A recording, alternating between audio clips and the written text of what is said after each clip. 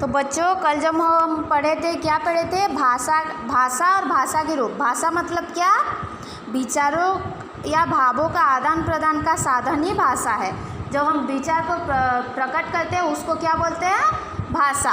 भाषा के कितने रूप थे? 2 रूप, लिखित और मौखिक। लिखित मतलब क्या? जो हम लिख कर बताते हैं, और मौखिक मतलब क्या? जो हम बोलकर और सुनकर बताते हैं। आज हम क्या पढ़ेंगे?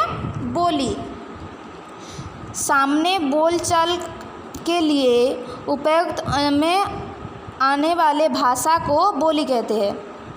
मतलब जो हम बोलचाल करते हैं उसमें जो भाषा आता है उसको क्या बोलते हैं? बोली। प्रायः बोली को लिखित रूप नहीं होती और इसके क्षेत्र भी बहुत सीमित होती है।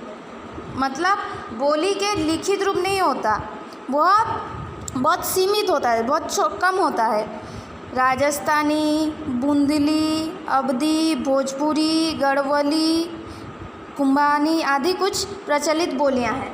मतलब जिस भाषा को हम लिख नहीं सकते उसको क्या बोलते हैं? बोली। जिस भाषा को हम लिख नहीं सकते उसको क्या बोलते हैं? बोली। देखो उसके बाद बोलते हैं मातृभाषा। भाषा के क्षेत्र व्यापक होता है। भाषा क्षेत्र व्यापक होता है। जो भाषा हमें जन्म के बाद सबसे पहले परिवार के लोग से सीखते हैं वह हमारी मातृभाषा है। मतलब भाषा क्षेत्र व्यापक होता है। मतलब अपने एरिया में हम कौन सी भाषा बोलते हैं उसको क्या बोलते हैं? मातृभाषा। जब हम जन्म लेते हैं पहले हम जो भी भाषा सीखते हैं उसको क्या बोलते हैं? वो हमारी मातृभाषा होता है। हमारे देश में अनेक भाषाएं बोली जाती है। हमारे देश में बहुत सारी भाषाएं बोली है। तथा हर प्रदेश में की अपनी अलग भाषा है। मतलब हर एक राज्य में अपनी एक अलग भाषा है, वही उसकी मातृभाषा है। जिस राज्य में जो भी भाषा बोला जाता है वो उसकी मातृभाषा है। किसी प्रदेश में एक से अधिक भाषाएं प्रचलन में है। मतलब किसी राज्य में एक भाषा से भी अधिक होता है। भारतीय संविधान में 22 भाषाओं का मान्यता है दी गई है। भारत संविधान मतलब भारत के पार्लियामेंट ने 22 भाषाओं को मान्यता दिया गया। मतलब 22 भाषा के प्रचलित होता है। जैसे आसामिया, ओडिया, उर्दू, कन्नड़, कश्मीरी, कोंकणी, गुजराती, डोगरी, तमिल, तेलुगु, नेपाली, पंजाबी, बंगाल, बोड़ी, मणिपुरी, मराठी, मलयालम, मैथिली, सांथली, संस्कृत, सिंधी, हिंदी। ये सब एक प्रकार के भाषा का नाम है। देखो राष्ट्रभाषा और राज्यभाषा। हिंदी पूरे भारत का मुख्य रूप से बोली और समझी जाने वाली भाषा है। हिंदी जो है हम सब बोल सकते हैं और समझ भी सकते हैं कि नहीं?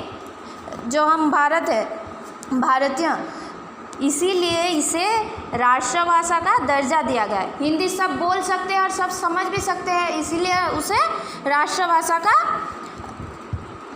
दर्जा दिया गया है। हिंदी सरकार कामकाज की भाषा भी है। सरकार जो कामकाज करती है, जो भी करती है उसके भी आता है।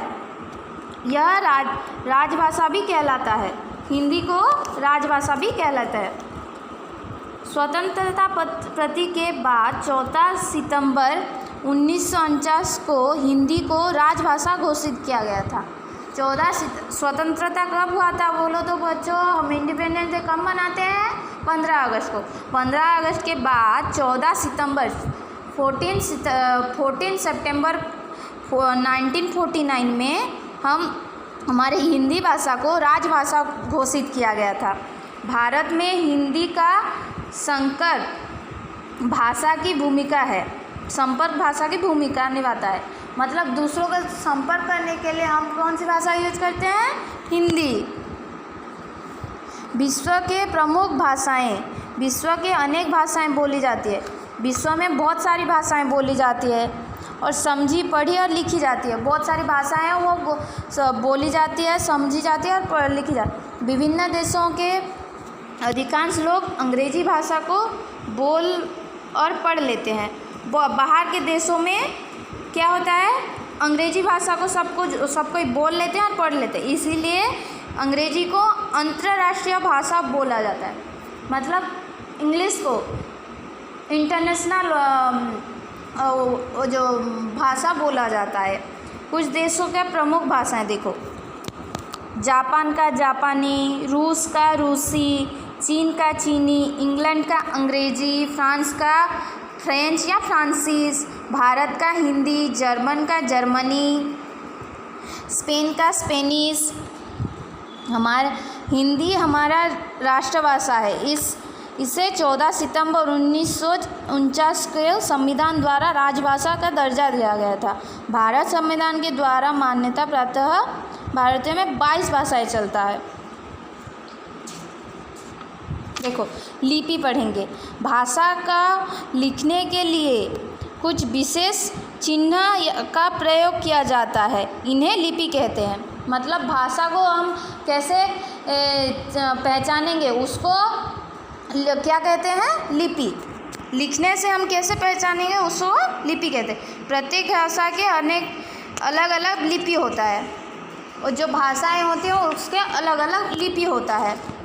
देखो हिंदी का लिपि है देवनागरी, अंग्रेजी का रोमन, उर्दू का फारसी, पंजाबी का गुरमुखी, जर्मन का रोमन, फ्रेंच का रोमन,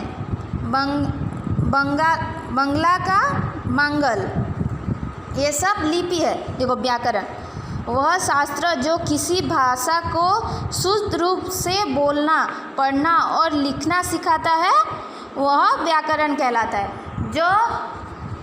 जो शास्त्र मतलब जो बुक किसी भी भाषा को शुद्ध रूप से मतलब अच्छे से सिखाता है, उसको क्या बोलते हैं, अच्छे से बोलना, लिखना और पढ़ना सिखाता है। जो हम बुक पढ़ते हैं, व्याकरण मतलब जो हम बुक पढ़ते हैं उसको अच्छे से लिखना, पढ़ना और सीखना, बोलना सिखाता है, उसे व्याकरण कहते हैं।